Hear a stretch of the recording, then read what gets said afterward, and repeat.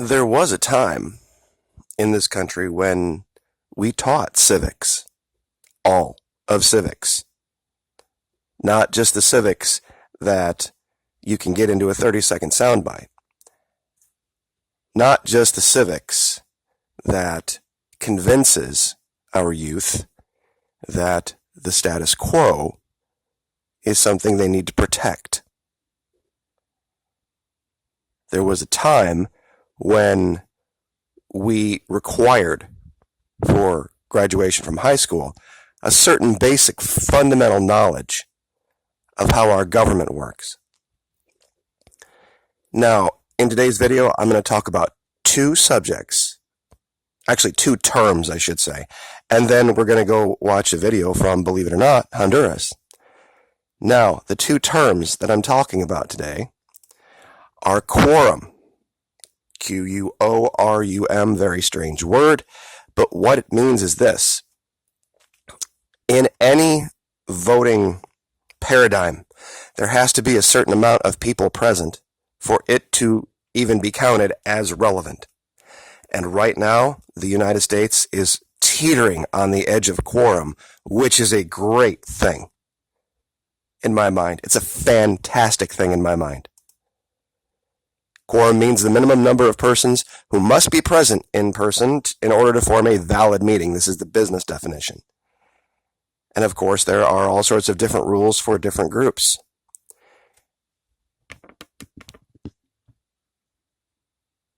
There's a picture here I'm going to find. Hold on. I want you to look at this real close and tell me what you think down in the comments this really means. These are accurate numbers.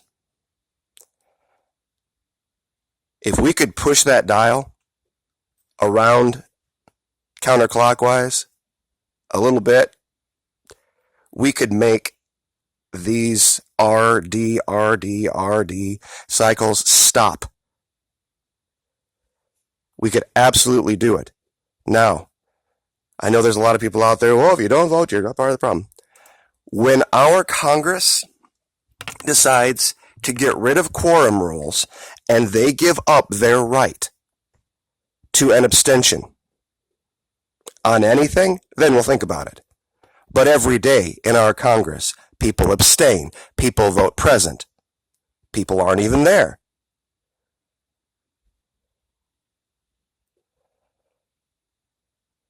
And they have a right to it. And you can look this up for yourself.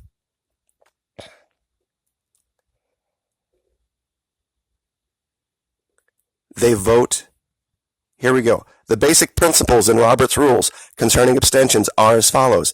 Abstentions are counted and noted, but not as a yes or a no vote. An abstention does not affect the voting results. A member has a right to abstain and cannot be compelled to vote. A member has a right to abstain and cannot be compelled to vote. These are the rules for our Senate and the House. This horse shit about you not voting, making you part of the problem, is a bunch of garbage. If we can destroy quorum for the Republicans, and then once quorum is destroyed, use abstention to make them irrelevant, then there's going to be a problem for them. And this is why they have all of the major media on their side.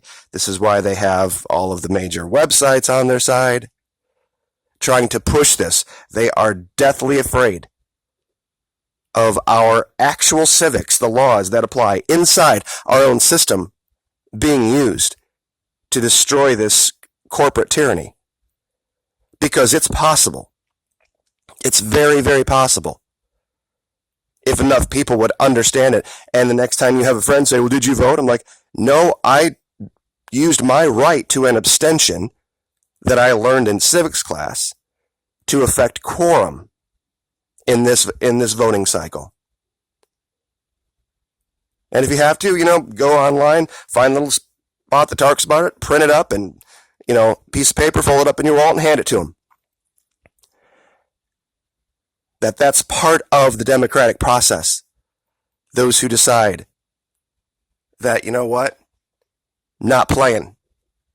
Not being roped into this bullshit anymore. Now that's, I guess, 5 minutes of that. But you guys get the idea. Now, real quick, I would like to take you to Soto Cano Airbase. Let's see if I can speak English today. Soto Cano Airbase in Honduras. I'm sorry, I'm still fighting this cold, but I think I've gotten past the worst of it. This is an airbase that we have in Honduras. And I'm going to turn this up, and this is an interesting paradigm from down there that I think you would be surprised to hear. So without any further ado, I'm going to go ahead and speed this up to 1.25. It's a 1 minute and 51 second clip, so not a whole long time here. Being away from home can be tough, but soldiers around the world adapt to their environment. I headed down to Soto Cano Airbase in Honduras and got to see firsthand why soldiers love it so much. Central America, the jungles, the overwhelming heat, and the smell of warm tortillas. Newcomers to Soto Cano Airbase may not experience the lifestyle of the rich and famous, but living conditions are pretty sweet. You got your basic linens and whatnot ready to go once you move in. Takes the cake a little bit over some of the stuff I've done in the past. In an unfamiliar place, soldiers have the tendency to feel overwhelmed. Having room service usually does the trick. The hooch maid we have, do I need her? No. But for $40 a month and it's going to help her, why not? I'm going to stop that right there. Now, I know a lot of people heard the term hooch maid, and they're like, oh my gosh, I can't believe he called her that. Those buildings that they're housed in are called hooches. It's just the name of them. And the locals, the civilians, come and offer their services to, and most soldiers, and you guys all know this, you don't need somebody to make your bunk for you. You don't need somebody to clean up after you. You guys know how to do that. But they pay these girls $40 a month to come in and take care of all this for them. And it helps the locals. And it helps them. It gives them extra time. And it's this wonderful symbiotic relationship that has sprung up at Soto Cano Airbase in Honduras. Now, I know a lot of people think that Honduras is our enemy. They're not. They're our ally. We have an airbase there and hundreds of soldiers and airmen there. I'm going to let this play out. The economy directly off post is not flourishing. It's a pretty poor community. They're all trying to get the same mission accomplished that we are. Construction workers are currently putting up a new dining facility. If soldiers want to try out the local cuisine, there are Honduran restaurants spread throughout the post. Leaders on the tiny installation are always looking for new ways to improve the quality of life. When service members want to get away for a 4-day weekend, they can set up MWR tours to San Salvador, Nicaragua. It gives them options. The hoochers are chill and have cable TV, base telephones, and air conditioning. The Army Support Activity has plans for new barracks for the junior enlisted with room for about 200 service members. It's already planned for FY11 and 12 for barracks. 1+1, just like we do back in the States. We're always trying to improve. We don't like to leave anything, okay, we're satisfied with this. What can we do every day to make it better? Soldiers are happy, the environment is beautiful, and leaders continue to make the quality of life as best they can for troops. Being away. All right, so there you go. That is Honduras. I know a lot of you see the pictures off the news and you think this horrible, terrible, squalid place. Nothing could be further from the truth. This is an example of a quote-unquote hooch. Okay, it's just kind of a ramshackle, kind of rough building that they use for housing down there. It's just part of serving in Central America. Now, interestingly enough, funny story here. I think this is going to be something that shocks a lot of you. Soto Cano is a Honduran military base that they share with the United States. The U.S. military uses it for launching counter-narcotics missions, and they run a 24/7 C-5 Galaxy runway. Now, here's the part that I think a lot of you would be shocked about. Under infrastructure, the Constitution of Honduras does not permit a permanent foreign presence in Honduras. A handshake agreement between the United States and Honduras allows Joint Task Force Bravo to remain in Honduras on a semi-permanent basis. This agreement, an annex to the 1954 Military Assistance Agreement between the United States and Honduras, can be abrogated with little notice. military assistance agreement between the United States and Honduras. Military assistance agreement between the United States and Honduras. These people coming here are coming from a country that we have a military assistance agreement with. They're not invaders. We have personnel down there that deal with Honduran civilians every single day. I wish I could find that guy in the video and send him a t-shirt, because he's embodying the American spirit. Soldiers, actual soldiers, our soldiers, don't see these people as their enemy. They know what's going on, and it would be like seeing a group of Canadians walking to our northern border and calling them an invading army. The Canadians are our ally. The Hondurans are our ally. We have people down there that work together every day with Hondurans.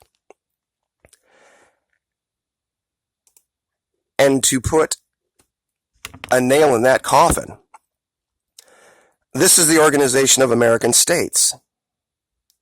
This is part of our agreement that we've signed. If you want to talk about rule of law, we have point 37 down here at the bottom that we are signatory to, that states seeks full compliance with and or protection of the human rights of all migrants, including migrant workers and their families, and adopt effective measures, including the strengthening of public awareness to prevent and eradicate violations of human rights and eliminate all forms of discrimination against them, particularly racial discrimination, xenophobia, and related intolerance. This is probably why our leader sent Pence down there to the meeting of the OAS, because we are signatories to agreements that protect these people. And you may not like it, and that's fine, but we put our name on a document that gives us the responsibility of protecting those people. And it may have been a bad decision to do it. It may have been a good decision to do it. But once you sign an agreement, you are bound by that agreement. That's rule of law. And in this agreement, they do have the right to come here, come to our border and say, I seek asylum. That's all they have to say. And we have to process them. They are our ally. These people are not our enemy. So I will leave that there, and I'm sure that's probably going to be very controversial. But the truth is what the truth is, and this channel is never going to shy away from that. If you really want to make your voice heard, abstain. Abstain and encourage everybody you know to, unless there's a third-party candidate you actually believe in. And vote for them.